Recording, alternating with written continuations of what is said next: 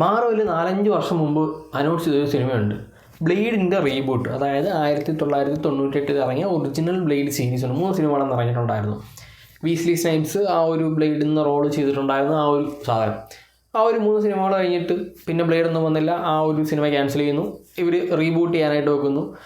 Marshal അലിയാണ് പുതിയ blade എന്നൊക്കെ പറഞ്ഞ് ഭയങ്കര സെറ്റപ്പൊക്കെ ആയിരുന്നു അന്ന്. സിനിമ ഉടനെ വരും എന്നൊക്കെ ഉള്ള ന്യൂസൊക്കെ ഉണ്ടായിരുന്നു. ഇപ്പം 5 വർഷം എന്തോയി സിനിമ അനൗൺസ് ചെയ്തു, പക്ഷേ ഇതുവരെ വന്നിട്ടില്ല. സംഭവം ഇനിയും അത് പ്രതീക്ഷിച്ചിരുന്നിട്ടൊരു കാര്യമില്ല. സിനിമ ക്യാൻസൽ ചെയ്തു എന്നൊക്കെയാണ് പറയുന്നത്. പണ്ടേ അത് റയൻ ഗൂഗിളറിന് കൊടുത്തിരുന്നുണ്ടെങ്കിൽ പുള്ളി ഒരു ഡീസൻറ്റ് സിനിമ ചെയ്ത് തന്നേനെ. അന്നേരം അവർക്കത് പറ്റത്തില്ല. അവർ വേറെ കുറേ റൈറ്റർമാരെ കൊണ്ട് ഡയറക്ടർമാരെ കൊണ്ടൊക്കെ ചെയ്തിട്ട് ഒന്നും ശരിയാവാഞ്ഞിട്ടാണ് ആ സിനിമ ക്യാൻസൽ ചെയ്തത്. മേ ബി മാർഷൽ അലി ഇനി ഏതെങ്കിലും ഫ്യൂച്ചർ MCU സിനിമകളിൽ വരുമായിരിക്കും. ഈ ഒരു സോളോ മൂവിയെ പറ്റിയിട്ട് നമ്മൾ കൂടുതലൊന്നും ഇനി പറയാതിരിക്കുന്നതായിരിക്കും നല്ലത്. അത് വരാനുള്ള ചാൻസ് ഇല്ല.